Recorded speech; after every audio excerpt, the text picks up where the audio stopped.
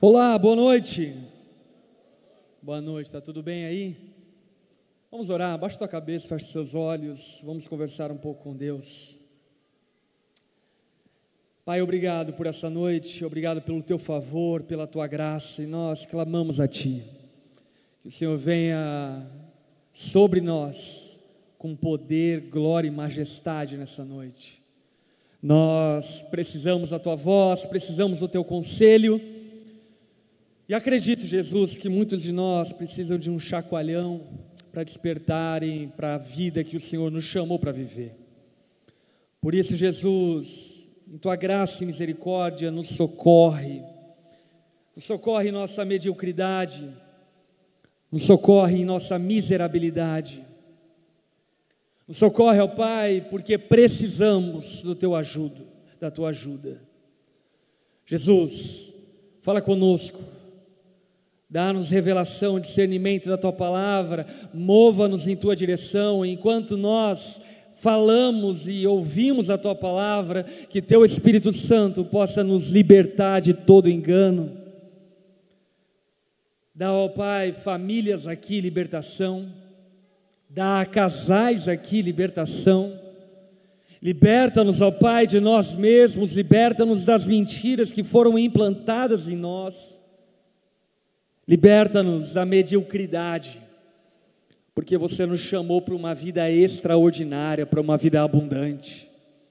Por isso, Jesus, desperta o nosso coração,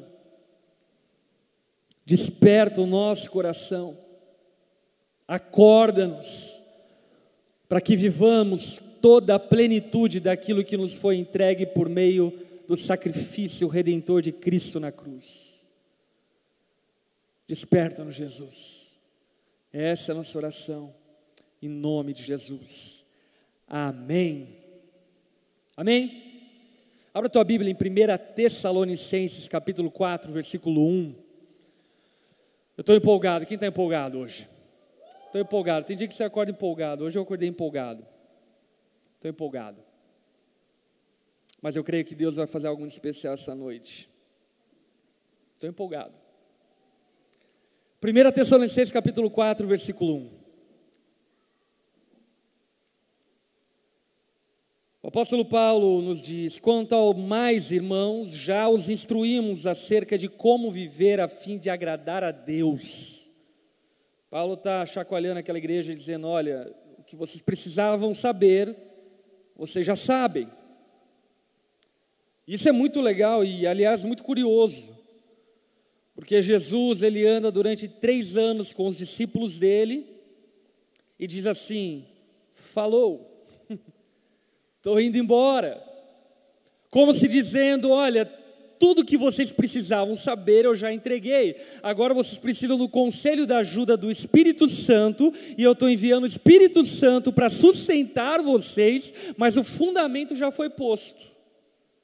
E agora que o fundamento foi posto, vocês caminhem a partir desse fundamento. E Paulo está dizendo para essa igreja também.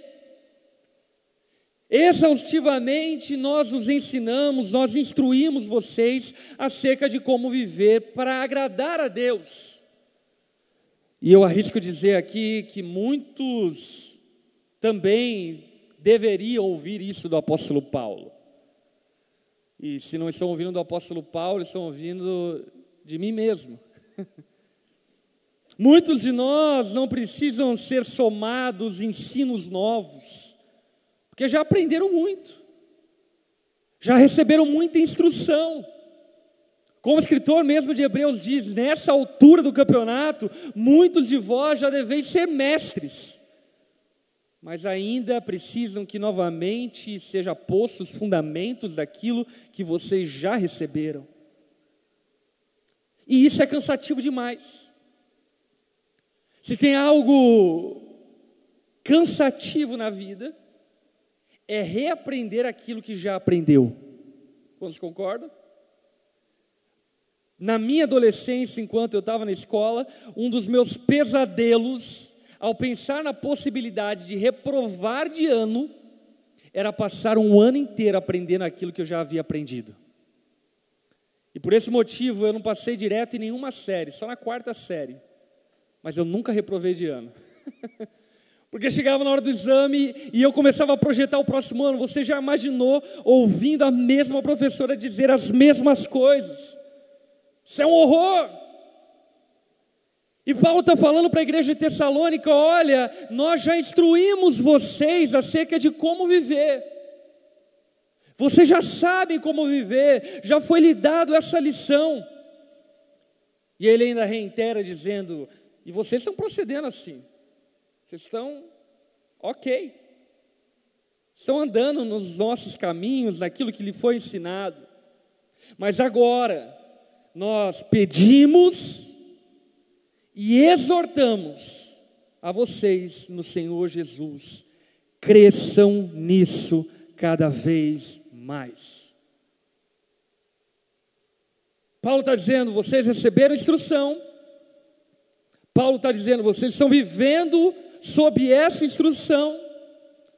Mas existe um conselho que vocês precisam guardar no coração de vocês a partir disso. Vocês precisam crescer nessa instrução que vocês receberam. Porque ela foi um fundamento. Ela não é o prédio. Ela foi um alicerce. Ela não é a casa. Ela foi uma pedra angular posta para que o edifício fosse construído, mas ela própria não é o edifício. Portanto, vocês precisam crescer cada vez mais. E quando nós olhamos para os discípulos, nós percebemos isso claramente. Jesus anda com aqueles caras durante 3 anos, e depois de 3 anos diz: estou indo embora. Mas à medida que Jesus diz para eles: estou indo embora, eles continuam crescendo naquilo que haviam aprendido. Eles não param. Para eles não é suficiente as experiências que eles tiveram com Jesus. Para eles não é suficiente ficarem aprisionados aquilo que eles já receberam. Não, agora eles estão empenhados em descobrir novos contornos. Agora estão empenhados em perceber novas formas do agir de Deus sob o fundamento que havia sido posto. E sabe, às vezes nós, diferentemente desses discípulos, somos discípulos conformados. E o discípulo conformado é o discípulo medíocre. E aliás, medíocre ou mediocridade não é uma palavra tão ruim quanto você pode imaginar. Mediocridade nada mais é do que estar na média. É o aluno que tira 7. Passa de ano? Passa. Dependendo qual é a média do estado, enfim, da escola. Passa de ano? Passa. Mas ele é medíocre. Ele é medíocre. É a esposa que faz o que deve fazer. Ela mantém o casamento? Mantém. Mas ela é medíocre. É o marido que faz o que tem que fazer. Ele preserva o casamento? Preserva. Mas ele é medíocre. E algo sobre o Evangelho de Jesus que nós não podemos deixar de lado é que Jesus nos chamou para vivermos uma vida abundante. Ele não nos chamou para vivermos uma vida medíocre.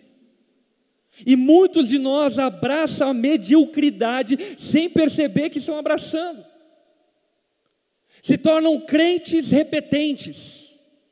Ano após ano precisam ouvir as mesmas lições, porque não foram fiéis aos fundamentos que foram lhes entregues, e nem somente aos fundamentos que lhes foram entregues, mas também não são perseverantes em praticar a partir daquilo que já aprenderam.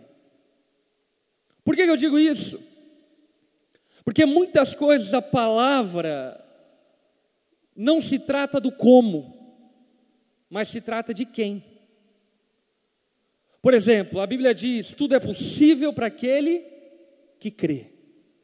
E Jesus diz isso na circunstância de um pai que estava em desespero porque o seu filho estava endemoniado, e os discípulos então não conseguiram expulsar, e ele vai até Jesus e chega para Jesus e diz: seus discípulos não deram conta, e aí o que eu faço? Jesus diz: creia, porque tudo é possível aquele que crê. E aí o homem responde para Jesus: eu creio, mas me ajuda na minha incredulidade. Então Jesus liberta aquele menino dos seus demônios. E aí sabe o que acontece? Nós pegamos essa história e queremos repetir ela, mas quando a palavra diz tudo é possível aquele que crê, não está falando apenas sobre filhos endemoniados. Entendeu? Ela está falando sobre vida profissional. Ela está falando sobre empreendedorismo. Ela está falando sobre vida familiar. Ela está falando sobre educação. Ela está falando sobre estudos. Ela está falando sobre saúde. Ela está falando sobre muitas outras coisas. E nós precisamos crescer a partir desses fundamentos que nos foram dados. Por esse motivo, eu quero fazer uma citação de Efésios capítulo 2, versículo 19.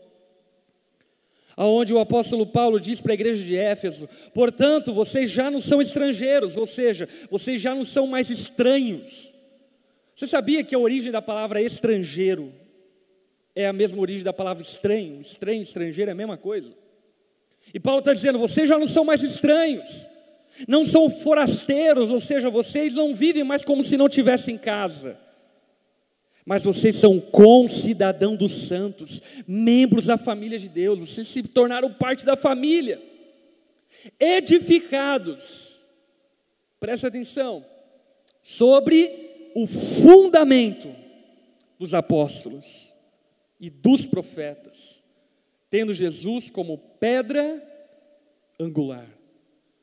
Presta atenção nessa construção, ela tem uma pedra angular. Qual que é a pedra angular?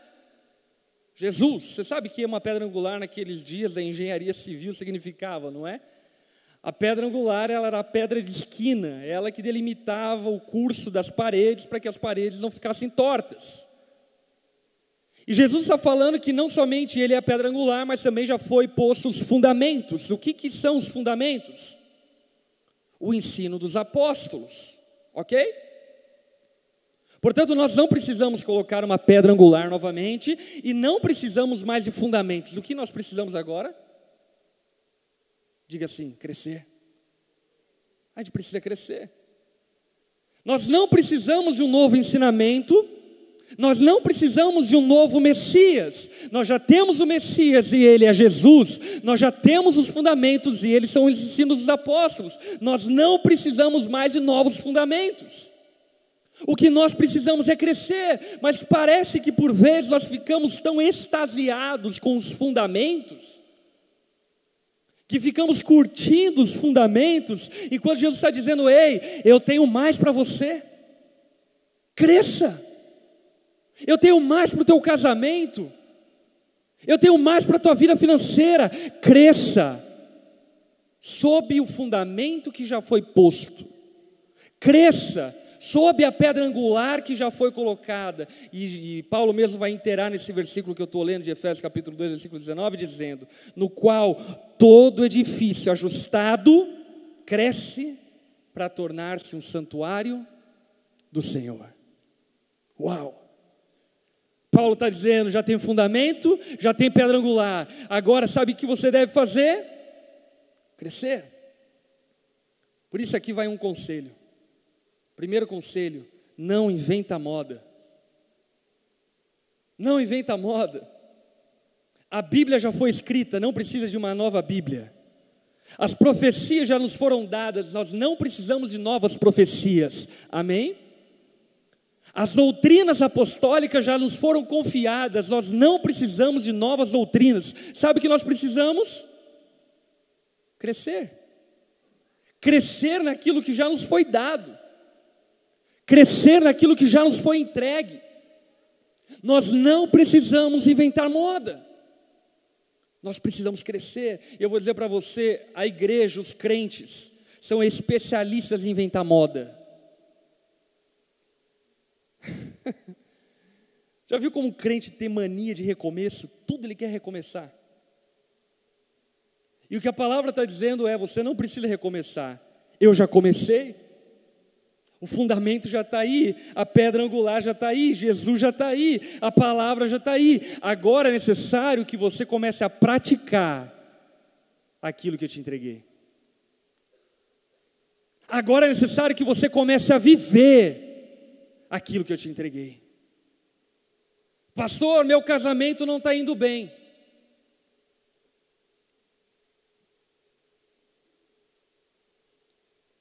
E eu creio em Jesus.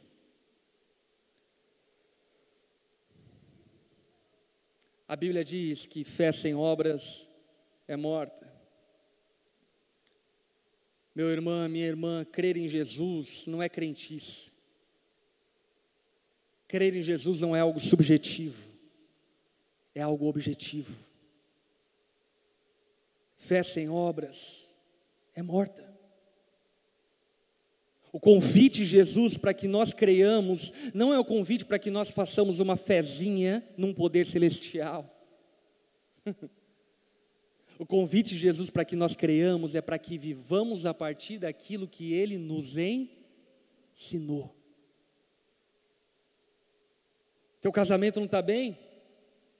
Talvez seja a hora de você começar a submeter ao seu marido. Tua família não está bem? Talvez seja a hora de você começar a disciplinar o teu filho. A tua vida financeira não está bem? Talvez seja na hora de você começar a entregar teu dízimo. Talvez seja na hora de você começar a fazer contas dentro daquilo que você tem poder para pagar. Está na hora de você começar a praticar aquilo que você aprendeu. E o grande problema nosso é que nós queremos reaprender aquilo que não precisamos reaprender e não queremos praticar aquilo que nós já aprendemos. E dessa maneira, nós vamos ficar num ciclo vicioso, insano, e a nossa vida nunca vai para frente. Ela nunca vai para frente, por quê? Porque nós sempre precisamos aprender as mesmas coisas. Que no nome de Jesus, essa mensagem você nunca mais precisa ouvir na tua vida. Que na próxima vez que você ouvir essa mensagem, seja para contar para os teus amigos, não porque você precisa ouvir.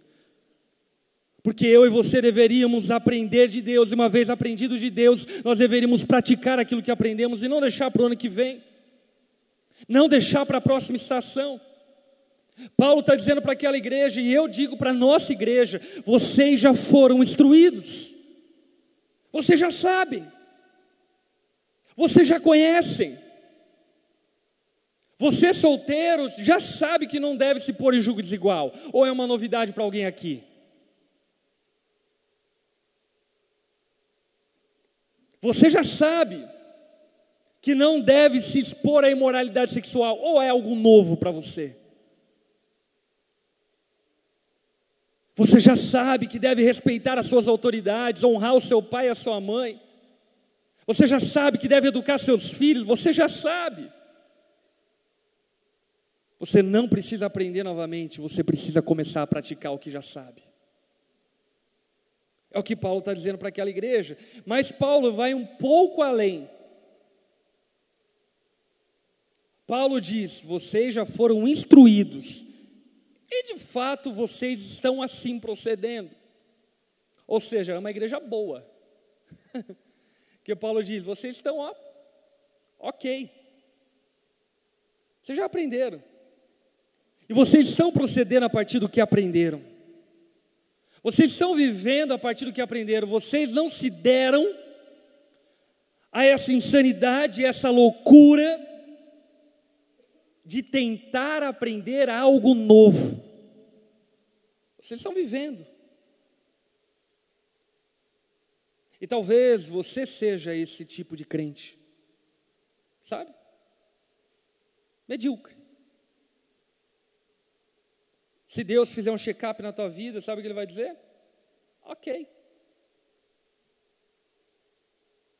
Mas a pergunta que eu te faço é: foi para a mediocridade que Cristo nos salvou? É para ter uma vida ok? E deixa eu dizer algo para você.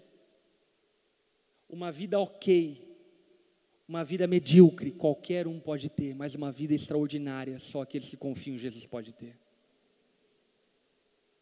Uma vida quase na média, qualquer um pode ter. Mas uma vida abundante, é somente aqueles que têm a Jesus podem ter. E você, em Cristo Jesus, foi permitido, e lhe foi aberta a possibilidade de viver abundantemente. Por isso você não deveria se conformar com uma vida medíocre. Você não deveria se conformar com uma vida quase na média. Sabe? Passo de ano no aperto. Sou salvo, como Paulo diz, pelo fogo. É resbarba que me salva. Um pouquinho já ficava. Jesus não nos chama para isso. A palavra não nos foi entregue para que sejamos medíocres, ela nos foi entregue para que sejamos homens extraordinários, mulheres extraordinários, crentes extraordinários, discípulos extraordinários, pais extraordinários, igrejas extraordinárias, sociedades extraordinárias. Pessoas que extrapolam o limite do ordinário, da mediocridade, pessoas que vão além. Porque, aliás, Jesus diz no Evangelho de Lucas, capítulo 17, versículo 10, olha só: assim também vocês, quando tiverem feito tudo o que lhe foi ordenado, palavras de Jesus, ok? Não são minhas. Sabe o que vocês devem dizer a si mesmos? Somos servos inúteis, apenas cumprimos o nosso dever. Jesus está dizendo: ei, quando você viver tudo que eu lhe mandei viver, você deve olhar para mim e dizer: uau, como eu sou inútil. Eu pratiquei e vivi somente aquilo que me foi mandado. E isso é muito sério. Isso é muito sério porque a Bíblia ela lança diversos fundamentos que não devem servir como limites, mas devem servir como ponto de partida. Quantos entendem isso? Por exemplo, a Bíblia lança um fundamento. Qual o fundamento? Entregue seu dízimo. Esse é o limite? É o fundamento. Porque o que realmente a Bíblia está querendo te ensinar? Você nunca parou para pensar? O que a Bíblia está querendo te ensinar é generosidade. Não com a igreja. Ser uma pessoa generosa. Com teus filhos.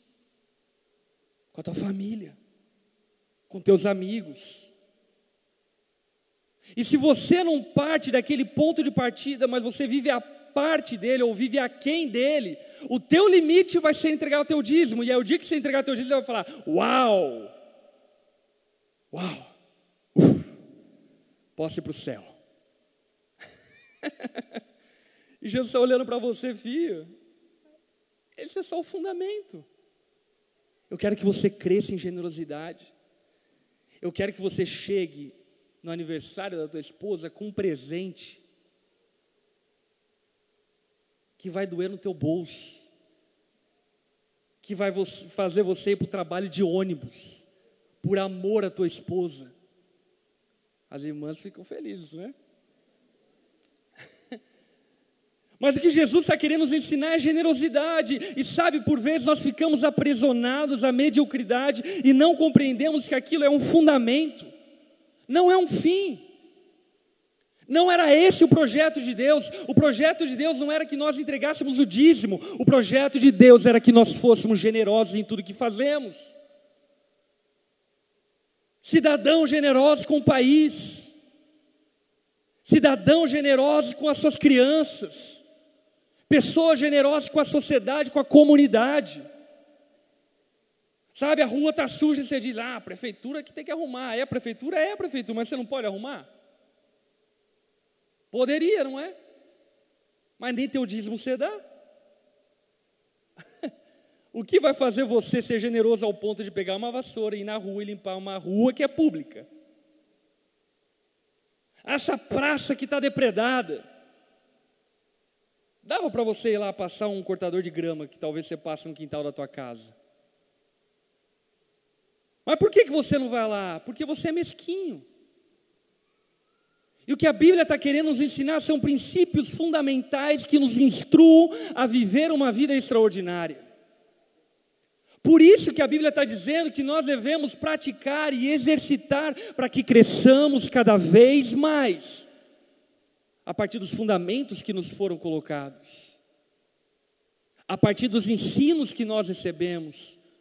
Por exemplo, o escritor de Hebreus vai dizer: ei, não deixem de se reunir como igreja. como alguns fazem. Pergunta, Jesus estava querendo que nós passássemos o cartão em um culto? Sim ou não? Na porta de entrada, Jesus está olhando e fala, ainda bem, quase foi para o inferno. Mas veio essa semana. Obviamente que não. O que Jesus estava querendo nos ensinar é amar a comunhão da igreja. É amar os irmãos. Por isso que bater o cartão num culto, mas não amar o teu irmão que está sentado do teu lado, não significa nada para Deus. Porque o fundamento não é você estar na igreja, o fundamento é você estar na igreja para aprender a amar a comunhão dos irmãos. Você está entendendo? Por isso nós precisamos crescer a partir daquilo que nos foi dado. E sabe como nós crescemos a partir daquilo que nos foi dado?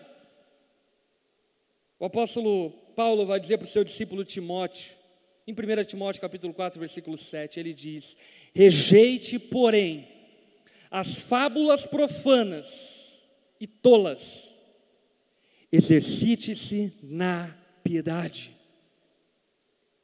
Aliás, a conferência da onda está chegando, piedade, e te dando um spoiler, piedade não é meramente ter compaixão de alguém, piedade é o estilo de vida de quem nasceu de novo.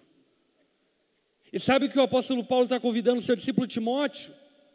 Exercite-se na piedade. Quem aqui tem praticado exercício físico?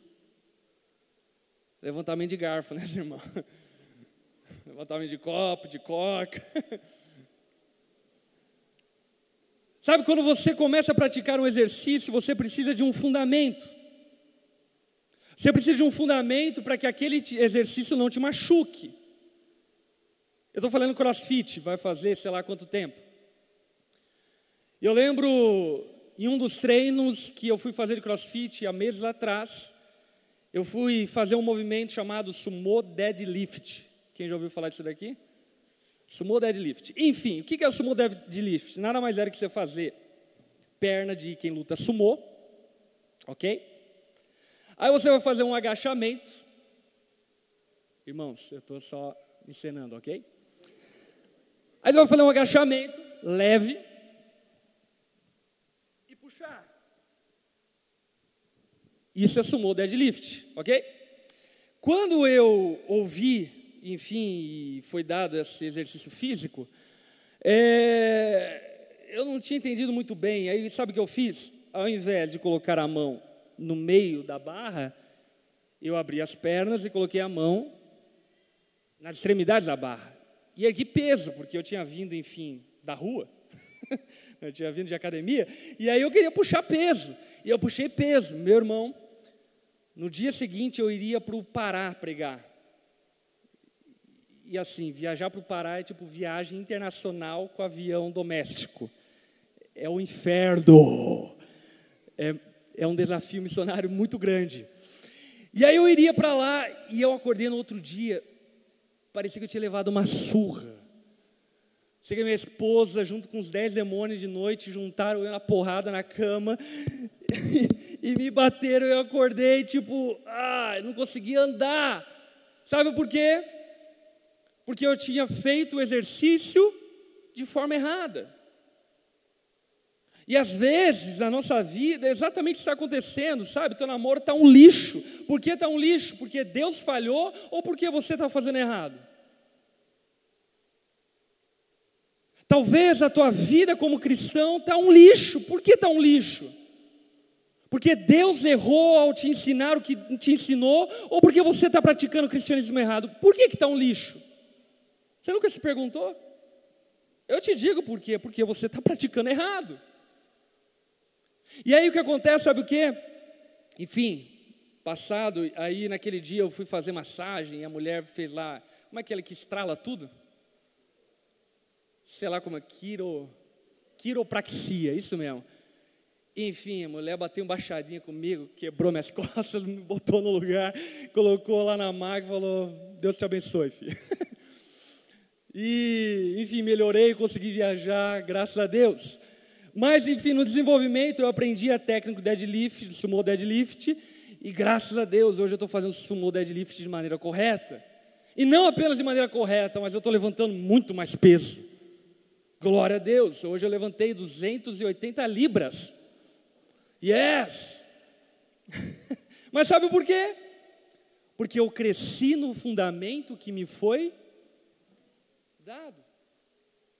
Você está entendendo? Você vai ser um marido muito melhor, sabe quando? Quando você crescer a partir do fundamento que já lhe foi dado. Você vai ser uma esposa muito melhor, sabe quando? Quando você crescer sob o fundamento que já lhe foi dado. E como que você faz isso? Repete assim comigo, praticando. Não tem outro caminho para o desenvolvimento. Não tem outro caminho para o desenvolvimento senão o praticar. Senão o viver na prática daquilo que você aprendeu.